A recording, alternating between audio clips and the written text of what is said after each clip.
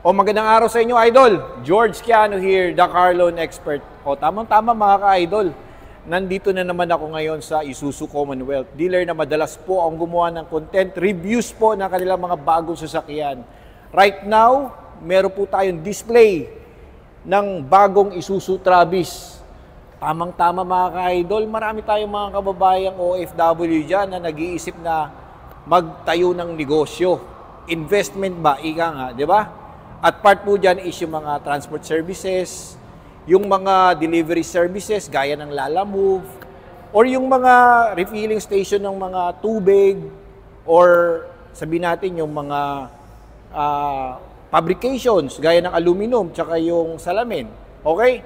So, bibigyan ko po kayo ng idea kung ano ang magandang sasakyan para sa inyong business. Gaya po nito, Isuzu Travis, oh. Saktong-sakto mga ka-idol, oh. Kung kayo po ay mayroong construction at gusto po ninyo ng ganitong klase sasakyan, sakto mga ka-idol. At tamang-tama, meron tayo ditong kaibigan, no, na makakatulong po sa atin. I'm sure kilala nyo na to. Di ba? Si Sir Mark Anthony po.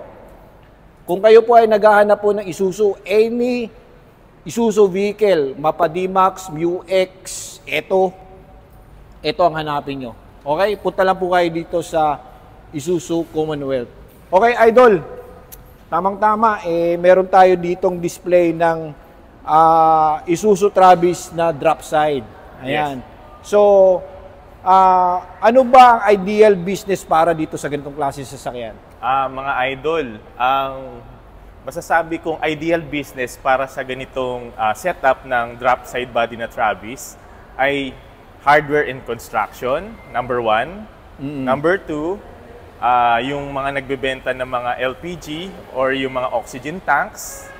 Number 3, possible yung mga vegetables and fruits na deliveries. Kasi kailangan rin ng open space stocking para nakikita at fresh ang mga paninda. Yun mga idol, mga sample na negosyo ang pwede nating pasukin para sa negosyo. Yes, kayo idol, kung kayo sakaling nagbabalak po kayo magnegosyo gaya ng mga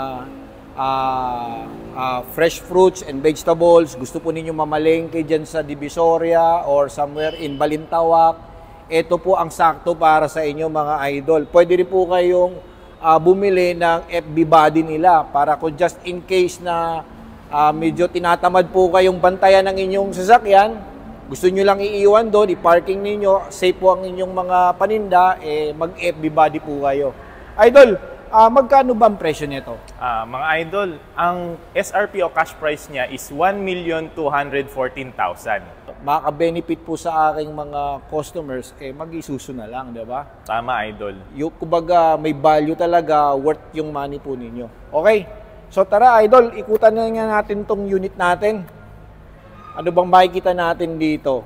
Okay, check natin yung interior. Ayan. So, pasukin ko ngayon sa loob, ha? Okay.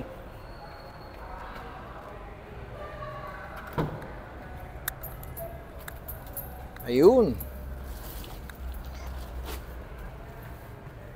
Alam mo, idol, ang isa sa pinakagusto ko dito sa Travis is yung malaki kasi yung windshield. Yes, oo. Kitang-kita mo yung windshield, tapos maganda yung kanyang dashboard. Tapos, yung layout ng kanyang buong system dito na para ka talagang, alam mo yung parang maliit lang na truck. Tama ka, idol. Diba? Tapos may lagayan ka pa dito ng bottle holder or can holder. Yes.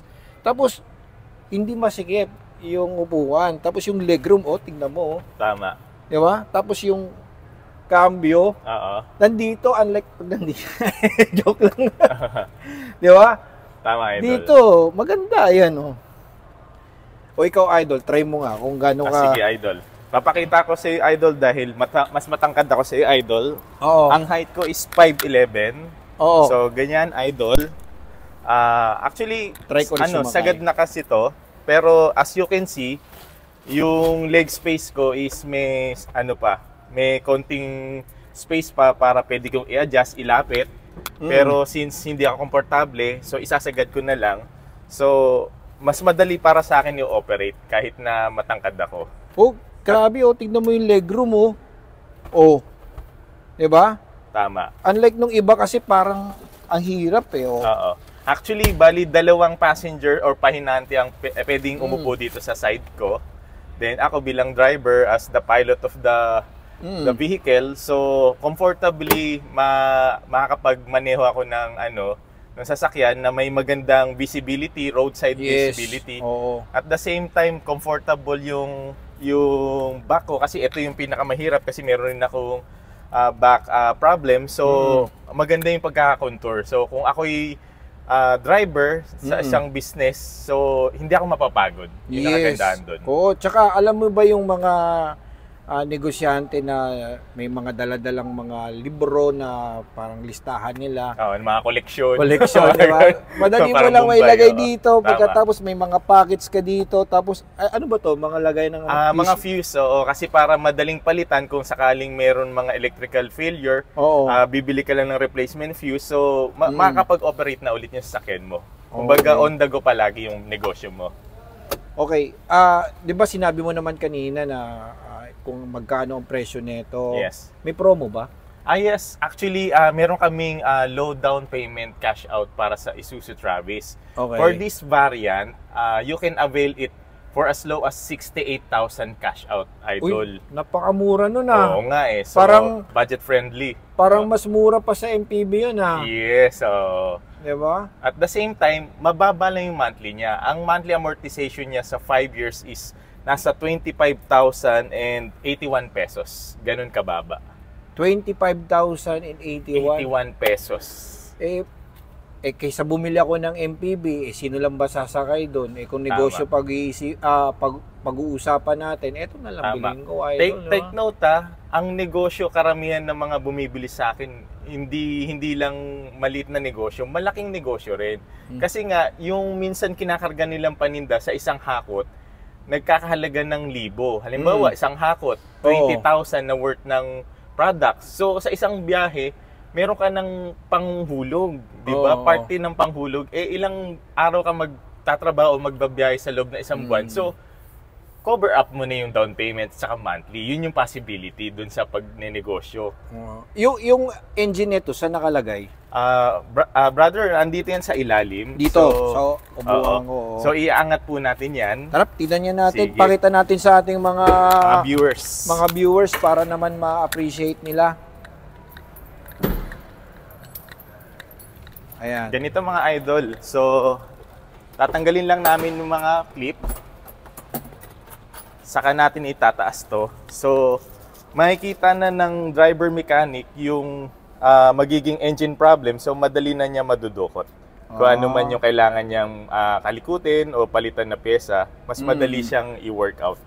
Okay. Yan. So, ano ang displacement nito, Idol? 2.5 liters CRDI or Common Rail Direct Injection Diesel Engine.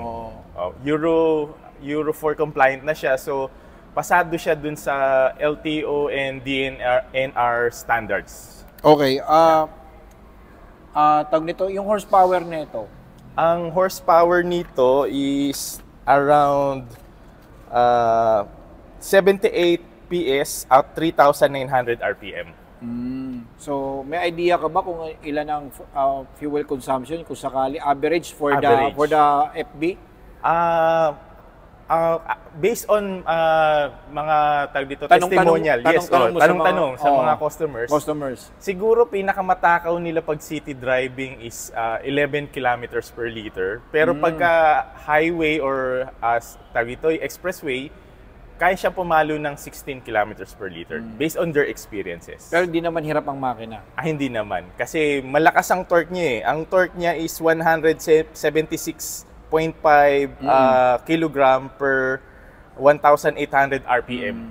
Yun yung ano niya. Kumusta naman yung ano nito, service nito tuwing ilan ba? 5,000 ba o 10,000? Actually, once na-procure na ng customer yung unit, ang first PMS niya is 1,500. Tapos may promo po kami na free yung labor. Then susunod nun is every 5,000 na po. Yun po. So, ayun guys sakaling nagbabalak po kayong bumili ng utility van gaya nito. Ano ba yung bukod sa FB, ano ba bukod sa drop side, meron din kayo ulo lang yes, rin, ano? Actually, May mga customers na may option sila kung meron na silang naay na bodybuilder at sa tingin nila yun yung fit dun sa gagawa ng body nila, pwede nilang bilhin sa amin yung cabin chassis lang for as low as ang cash price niya is 1,110,000. Oo, kasi may option naman yung customer kung gusto niya magpagawa ng specialized body for the Travis. Kasi yung iba parang special business like halimbawa may mobile clinic or halimbawa tawag dito yung mga pang-camper, di ba? Or etc. Kung ano man yung nasa isip pet nila. Grooming. Yes. Pwede na rin sa ambulance yata eh, di Yes, ba? of course. Ginagawa na rin namin yan sa mga government namin projects. So, ayan guys, very ideal na po to, utility na truck para sa inyo. I think this one is belong to light truck ba? Yes, light commercial vehicle. Light commercial vehicle. Ayan guys at least nalaman nyo na. Kung sakaling kayo po ay pabili po ng bagong sasakyan for business, mag-Isuzu Travis na kayo. Okay, thank you for watching kay The Carlone Expert.